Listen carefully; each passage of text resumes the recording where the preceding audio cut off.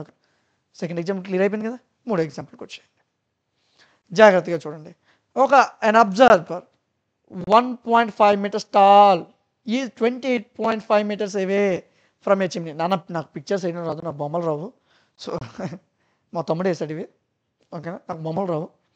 Okay, ఒక observer అనేవాడు 1.5 మీటర్లు పొడవు ఉన్నాడు. వాడు 28.5 మీటర్లు చిమ్నీ నుంచి దూరం ఉన్నాడు. అయితే యాంగిల్ ఆఫ్ ఎలివేషన్ చిమ్నీ టాప్కి 45 degrees. అయితే చిమ్నీ యొక్క హైట్ ఎంతరా బాబు అని అడిగాడు. వెరీ సింపుల్ క్వశ్చన్ ఒకసారి ముక్కలుగా విడగొట్టేద్దాం. Okay, chimney chimney chimney chimney అనే పదం కనిపిస్తుంది కాబట్టి ఫస్ట్ చిమ్నీ గురించి మాట్లాడుకుందాం. ఏబి అనేది చిమ్నీ నాన్న, ఇది చిమ్నీరా, ఇది చిమ్నీ. ఓకే, నెక్స్ట్ సిడి అనేవాడు అబ్జర్వర్ రా. ఇక్కడ ఉన్నాను రా నేను, ఇది ఇది నేను సిడి. ఇక్కడ నుంచి ఇలా చూస్తున్నాను చిమ్నీని. ఓకేనా, సరే. నెక్స్ట్ యాంగిల్ ఏడి, ఇక్కడి నుంచి ఎంత యాంగిల్లో చూస్తున్నాను, ఇలా ఉన్నాను నేను, ఇలా చూడట్లేదు, ఇలా చూస్తున్నాను. ఎంత యాంగిల్లో చూస్తున్నాను, 45 డిగ్రీల యాంగిల్లో చూస్తున్నాను. ఎంత యాంగిల్ అన్నా, 45 డిగ్రీల యాంగిల్లో చూస్తున్నాను. ఓకే ఓకే, ఎక్కడ 40 డిగ్రీల యాంగిల్లో చూస్తున్నాను. ఓకే, సో ఇది నా హైట్ నాన్న. నా హైట్ ఎంత నాన్న, 1.5 మీటర్లు. నా హైట్ ఎంత నాన్న, 1.5 మీటర్లు. ఓకే, చిమ్నీ నుంచి నేను ఎంత దూరంలో ఉన్నానన్నా అంటే ఇది చిమ్నీరా, చూసావా, ఇటు చూడు. నా ఎత్తు 1.5 మీటర్లు నాన్న. నేను ఇలా చూస్తున్నాను అన్న. ఆ ఐటము దాని డౌన్కి నాకు మధ్యన దూరము 28.5 మీటర్లు నాన్న. 28.5 మీటర్లు నాన్న. అంటే ఇది 28.5 మీటర్లు రా. ఇప్పుడు ఆడికి ఏటి కావాలి, ఆడి ప్రాబ్లం ఏంట్రా అంటే ఆ చిమ్నీ యొక్క ఎత్తు ఎంతరా బాబు అని అడుగుతున్నాడు. అర్థమైందా క్వశ్చను? ఇంత పొడవు నేను ఉన్నాను, చిమ్నీ అంత ఎత్తులో ఉంది, కింద నుంచి అంత ఎత్తులో ఉంది చిమ్నీ. ఇలా చూస్తున్నాను 45 డిగ్రీల కోణంలో. అయితే ఆ చిమ్నీ కిందకి నా కాలు దగ్గరికి మధ్యన దూరం 28.5 మీటర్లు, మా ఇద్దరి మధ్యన దూరం. అయితే ఆ చిమ్నీ ఎంత పొడవు ఉందిరా బాబు అని అడిగాడు మనకు క్వశ్చన్. అంతేరా, క్వశ్చన్ అర్థమైందా? Very simple. సరే, ఇది నేను చెప్తాను. నెక్స్ట్, సరే మనకి ఏంటి కావాలా, చిమ్నీ యొక్క హైట్ కావాలా. ఓకే, సో ఇప్పుడు ఏబి వాల్యూ కావాలా.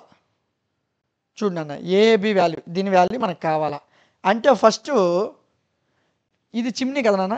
చిమ్నీ ఎక్కడి నుంచి కదా నేను చూశాను, కరెక్ట్గా చూడండి, ఎక్కడి నుంచి చూశాను కదా. ఇక్కడ నాకు ఎదురుగా చూసుకుంటే ఇక్కడ సగం హైట్ పోతుంది. చిమ్నీ హైటు ఎంత ఎత్తు ఉందిరా, నా కాల్ దగ్గర నుంచి అంత ఎత్తులో ఉంది చిమ్నీ. కానీ ఈ హైట్ తెలిసిపోయింది కదా, నా తల అంత ఎత్తు తెలిసిపోయింది. తల మీద నుంచి ఎంత దూరం ఉందో కనిపెట్టాను అనుకో, మొత్తం కలిపేస్తాను, పైది కింద వాల్యూ కలిపితే ఆన్సర్ వచ్చేస్తుంది. ఇప్పుడు నా తల ఎత్తులో చిమ్నీని ఎక్కడి వరకు చూశాను, ఈ వాల్యూ నాకు తెలుసు, నేను ఎంత పొడవు ఉందో ఈ వాల్యూ అంతే ఉంటుంది.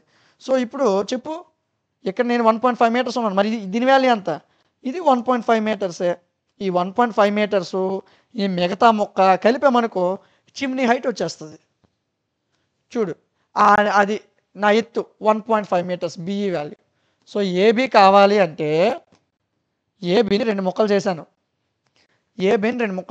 బిఈ ఇది నా హైట్ 1.5 మీటర్స్. దాంతోపాటు ఏఈ, ఈ రెండు ఏఈ బిఈ కలిపామనుకో చిమ్నీ హైట్ వచ్చేస్తుంది. చూడు, ఏఈ బిఈ కలిపాను, బిఈ నా హైట్ 1.5 మీటర్స్. ఇప్పుడు ఏఈ మాత్రం కనిపెడితే నాకు ఆన్సర్ వచ్చేస్తుంది. అంతే, ఏఈ కనబడితే నాకు ఆన్సర్ వచ్చేస్తుంది. ఇక్కడ చూడండి ఒకసారి, ఇక్కడ బీసీ నాకున్ను చిమ్నీకి మధ్యన దూరం ఎంతరా, నాకున్ను చిమ్నీకి మధ్యన దూరం ఎంత, 28.5 మీటర్లు. అంతేనా? ఓకేనా, అర్థమైందా? అంటే బీసీ వాల్యూ ఎంత, 28. నా ఇక్కడి నుంచి ఇక్కడికి వాల్యూ 28రా. మరి ఇక్కడి నుంచి ఇక్కడికి వాల్యూ ఎంతరా, ఇక్కడి నుంచి ఇక్కడ నేను కెమెరాని చూసి మాట్లాడుతున్నాను, కెమెరాకి నాకు అలా కిందకి తెస్తే అక్కడి నుంచి నా కాల్కి 28.5 మీటర్లు రా. మరి నాకు కెమెరాకి ఎంత దూరం రా, సేమ్ దూరమే కదా. సో ఇప్పుడు సిబి అన్నా డిఈ అన్నా ఒకటే దూరమా కాదా, ఒకటే. సో వాళ్ళిద్దరిని ఈక్వల్ చేసి 28.5 మీటర్లు రాశాడు. ఓకే, ఇప్పుడు నేను ట్రిగ్నోమెట్రిక్ రేషియోస్ తీసుకుని ఆన్సర్ చేస్తాను. వెరీ సింపుల్ క్వశ్చన్ అన్న, సింపుల్. క్వశ్చన్ అర్థమైతే ఆన్సర్ సింపుల్, క్వశ్చన్ అర్థం కాబట్టి ఆన్సర్ నీకు ఎప్పటికీ అర్థం కాదు. ఓకే, సరే. ట్యాన్ ఎన్ని డిగ్రీలు తీసుకోవాలి డౌట్ ఉంటుంది. క్వశ్చన్లో మనకి ఇచ్చాడు, ఎన్ని డిగ్రీలు ఇచ్చాడు, నా కళ్ళుతో ఎన్ని డిగ్రీలో చూస్తాను నేను చిమ్నీని, 45 డిగ్రీల యాంగిల్లో చూస్తున్నాను. సో యాంగిల్ ఎంత, 45 degrees. So tan 45 degrees. Okay, tan 45. Tanకి మరలా అడుగుతున్నాను, చెప్పండి ఫార్ములా ఏంటి? Opposite by adjacent, opposite by adjacent. So నేను ఇలా చూస్తున్నాను, మరి నాకు అప్పుడు ఆపోజిట్ ఏట్ అవుద్దిరా ఇది, మరి ఎడ్జసెంట్ ఏట్ అవుద్దిరా ఇది. సో ఎడ్జసెంట్ వాల్యూ ఎంత నాన్న నీకు తెలుసు కదా, ఇలా చూస్తాను రా. tan 45 కడతాను, నేను యాంగిల్ దగ్గర ఉన్నాను, tan 45 నాకు కావాలా. సో అంటే opposite by adjacent, adjacent value ఎంత నీకు తెలుసు, మా ఇద్దరి మధ్య దూరం నీకు తెలుసు 28.5. ఆ వాల్యూ కట్టామనుకో ఆన్సర్ వచ్చేస్తుంది. సో tan 45 అంటే AE by DE, AE by DE. AE నీకు తెలియదు కానీ డిఈ నీకు తెలుసు. ఆ డిఈ 28.5, tan 45 1, ఏఈ నీకు తెలియదు. ఇప్పుడు ఏఈ కావాలా, క్రాస్ మల్టిప్లికేషన్ 1 × 28.5, ఇక్కడ ఏం లేదు కాబట్టి మరి చేయలేదు. 28.5 అంటే ఇంటూ 1 అంటే 28.5. ఏఈ వాల్యూ ఎంత నాన్న 28.5. అంటే నా హైట్ తీసిను ఆ మీద వాల్యూ ఎంత 28.5 మీటర్లు. ఇప్పుడు నాకు మొత్తం చిమ్నీ వాల్యూ కావాలా 28.5 మీటర్లు, నా ఎత్తు ఎంత 1.5 మీటర్లు, మొత్తం కలిపితే ఎంత 30 మీటర్లు. సరిపోయిందా? ద హైట్ ఆఫ్ చిమ్నీ, చూడు బొమ్మ చూడు ఒకసారి. ఇప్పుడు ఈ మొక్క నాకు తెలిసిపోయింది 28.5 మీటర్లు అని. ఇక్కడ ఇంకా నా ఎత్తు ఉంది చూడు ఈ మధ్యలో 1.5, ఈ రెండు కలిపితేనే కదా చిమ్నీ హైట్, రెండు కలిపితే ఎంత 30 మీటర్లు, రెండు కలిపితే ఎంత 30 మీటర్లు. అంతే, అయిపోయింది క్వశ్చన్. కష్టంగా ఉందా? చాలా simple, it's very easy. Okay, next క్వశ్చన్కి వెళ్ళిపోదాం. ఎగ్జాంపుల్ 4. ఓకే, ఇది అలాంటిదే. సో కొద్దిగా గ్యాప్ తీసుకుని వెళ్ళండి, కంటిన్యూస్గా వింటే కొద్దిగా అంటే ఇబ్బంది అనిపించవచ్చు. కొద్దిగా గ్యాప్ గ్యాప్ గ్యాప్ గ్యాప్ తీసుకుని ఒక్కొక్క క్వశ్చన్ కంప్లీట్ అయ్యాక ఒక్కొక్క క్వశ్చన్కి రండి. చెప్పేటప్పుడు నేను కంటిన్యూస్ చెప్పేస్తాను, మీరు వినేటప్పుడు గ్యాప్ గ్యాప్గా వినండి. ఓకే, సరే. 4వ example. From A point P on the ground, ground మీద పి అనే పాయింట్ ఉంది. నన్నే పి అనుకో, పి అనే పాయింట్ గ్రౌండ్ మీద ఉంది అంటే నేనే పి అనే పాయింట్ని. The angle elevation of top of 10 metre tall building. ఏంటి, నేను పాయింట్ని, నా ముందు 10 మీటర్ల బిల్డింగ్ ఉంది. ఏంటి, నా ముందు 10 మీటర్ల బిల్డింగ్ ఉంది. Okay, A flag is hosted at the top of the building. అయితే ఆ బిల్డింగ్ మీద ఒక ఫ్లాగ్ ఉంది. ఏంటి, నేను పి అనే పాయింట్ని, నా ఎదురుగా బిల్డింగ్ ఉంది, బిల్డింగ్ మీద ఒక ఫ్లాగ్ ఉంది. ఓకే, సో ఇది నేను ఇక్కడ ఉన్నాను, ఇదిగో ఇక్కడ నా బొమ్మ వేస్తాను, నవ్వకండి. ఇది నేను చూస్తాను, ఇది బిల్డింగ్, బిల్డింగ్ మీద ఎక్కడి నుంచి ఇక్కడ ఫ్లాగ్ ఉంది చూడు, కనిపిస్తుందా పిక్చర్? కనిపిస్తుంది, కనిపిస్తుంది. ఓకే, ఇది ఫ్లాగ్, బిల్డింగ్ మీద ఇక్కడ ఫ్లాగ్ ఉంది, ఇదంతా బిల్డింగ్.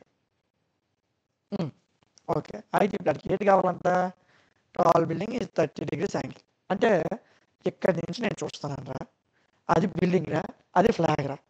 ఇక్కడి నుంచి బిల్డింగ్ చూడడానికి 30 degrees యాంగిల్లో చూస్తాను, ఇలాగా. అంటే మరి ఇలా కాదు, కొద్దిగా యాంగిల్ కొద్దిగా మార్చి 30 degreesలో చూస్తాను. బిల్డింగ్ పైకి, బిల్డింగ్ మీద ఇంకా ఫ్లాగ్ ఉంది, ఇది బిల్డింగ్ నన్ను. సో నేను కొద్దిగా ఒంగోవాలి, ఇది బిల్డింగ్ రా, బిల్డింగ్ మీద ఫ్లాగ్ ఉందిరా, ఇలా చూస్తున్నాను. ఇక్కడి నుంచి బిల్డింగ్ హైట్కి 30 degrees రా, బిల్డింగ్ హైట్కి 30 degrees రా. ఓకేనా?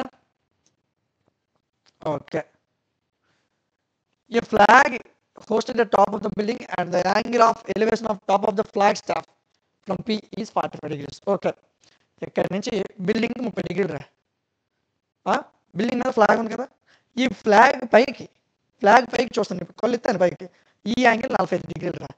ఎంత? 45 degrees రా. ఇదిగో ఫ్లాగ్ మీదకి చూస్తున్నాను, ఈ యాంగిల్ 45 degrees. బిల్డింగ్ మీద చూసిన యాంగిల్ 30 degrees, ఫ్లాగ్ మీద చూసిన యాంగిల్ 45 degrees. ఓకే, అయితే ఇప్పుడు ఏటి కావాలంట, లెంత్ ఆఫ్ ఫ్లాగ్ స్టాఫ్. ఈ లెంత్ ఎంతరా బాబు అని అడిగాడు.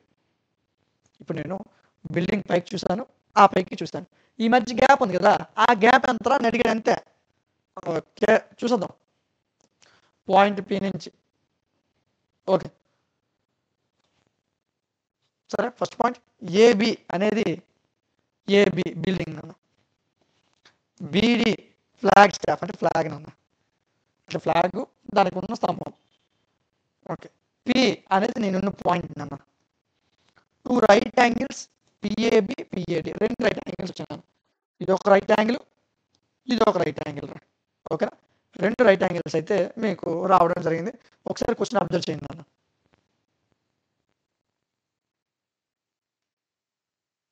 క్వశ్చన్ అబ్జర్వ్ చేయండి.